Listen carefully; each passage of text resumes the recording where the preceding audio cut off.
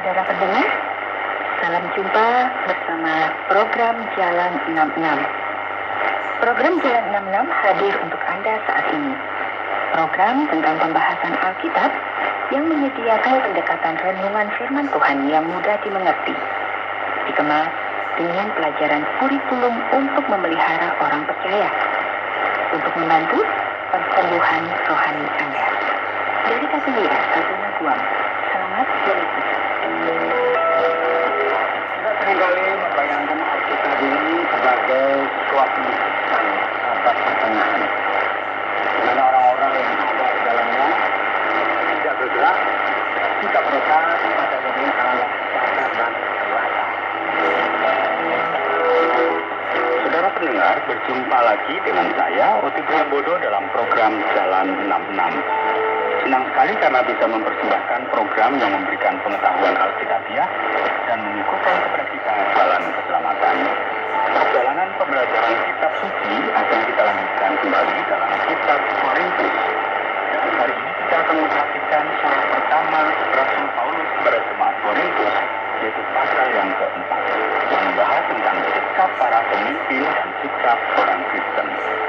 Pak Yohanes akan memberikan tema, yaitu menyombongkan diri. Saudara, jika ada tempat yang indah, di mana keangkuhan dan kesombongan tidak mendapat tempat, inilah kumpulan orang beriman. Gampang sekali untuk berkata gereja memiliki masalah.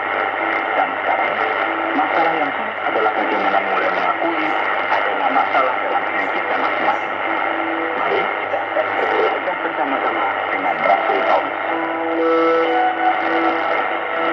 Saudara, terima kasih telah bersama-sama dengan kami dalam perjalanan ini, dalam program Jalan 66. Kita, saudara, memperhatikan apa yang terjadi di Korintus. Masih ingat ya? Yang merupakan keadaan yang rumit. Gereja ini telah kehilangan arah. Mereka benar-benar terhilang dan tidak memahami apa itu hubungan Kristen dan perjamuan kudus. Jadi mereka membaca dengan adanya perpecahan yang jelas sekali dituliskan di dalam kitab Korintus ini. Bahkan mereka dikatakan memiliki sifat yang kanak-kanak, seperti yang dituliskan dalam pasal yang ketiga. Dan sekarang, ketidakmampuan dan kurangnya pengetahuan akan doktrin ini telah sampai kepada klimaksnya pada pasal 4 ini. Mereka bahkan tidak memahami apa yang dimaksudkan dengan melayani Allah dan apa artinya menjadi seorang pemimpin. Mereka tidak memahami siapakah Rasul Paulus. Jadi Paulus mulai mengajar saudara-saudara yang ada di semenanjung Yunani, yang khusus di Korintus ini.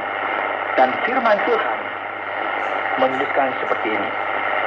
Demikianlah hendaknya orang memandang kami sebagai hamba-hamba Kristus, yang kepadanya dipercayakan rahasia Allah, yang akhirnya dituntut dari pelayan-pelayan yang demikian ialah bahwa mereka ternyata dapat dipercayai. Perhatikan saudara, Paulus menggunakan perkataan yang menyatakan keadaan atau sikap orang-orang yang ada di Korintus, yaitu kerendahan hati di bawah pemerintahan Allah. Dan kita sebagai pelayan Allah, kita perlu bersikap seperti ini. Sebagai seorang pelayan yang menerima perintah Allah, kita harus mentaatinya dengan mengikuti Allah dan Yesus sebagaimana seharusnya. Dan apa yang diharapkan dari seorang yang melakukan hal ini, mereka harus didapati setia dan mampu sepenuhnya untuk mengikuti perintah dan menerima orientasi yang diberikan kepada orang tersebut. Bagiku sedikit sekali artinya entahkah aku dihakimi oleh kamu atau oleh suatu pengadilan manusia. Malahan diriku sendiri pun tidak kuhakimi. Sebab memang aku tidak sadar akan sesuatu. Tetapi bukan karena itulah aku dibenarkan. Dia yang menghakimi aku ialah Tuhan. Karena itu janganlah menghakimi sebelum waktunya, yaitu sebelum Tuhan datang. Dia akan menerangi juga apa yang tersembunyi dalam kegelapan. Dan dia akan memperlihatkan apa yang direncanakan di dalam hati. Maka tiap-tiap orang akan menerima pujian dari Allah. Saudara, pelayanan Paulus disalah mengerti dan disalahpahami oleh oleh sebab itu Paulus akan mengatakan dengan jelas bahwa ia berada dalam sebuah posisi di mana kepadanya dipercayakan pelayanan Allah, atau misteri yang Allah telah percayakan kepadanya, dan ia harus setia terhadap hal tersebut.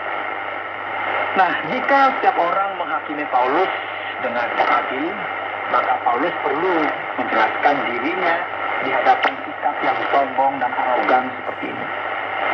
Menarik ya, kita perhatikan, karena banyak orang yang bergabung dalam pekerjaan Allah membayangkan bahwa setiap orang pasti akan menyukai mereka dan berpikir bahwa mereka ini merupakan orang yang luar biasa, orang yang hebat.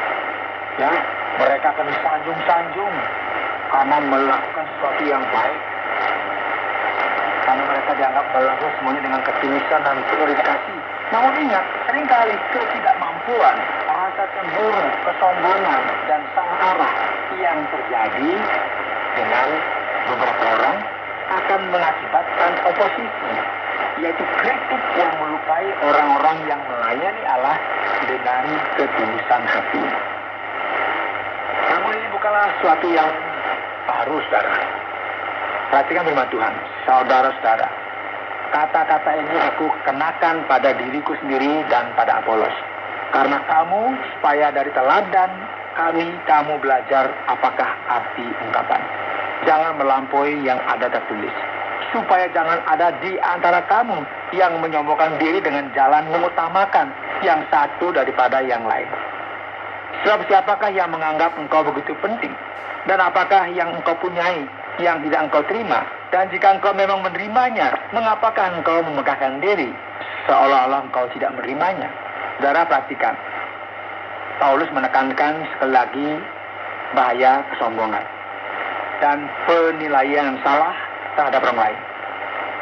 Di sini Paulus membuat sebuah referensi yang khusus yang perlu mendapat perhatian kita. Janganlah melampaui apa yang tertulis. Ini berasal dari rabi-rabi zaman dahulu ya. Berdasarkan apa yang dikatakan Paulus ini, maka saudara, kita perlu memperhatikan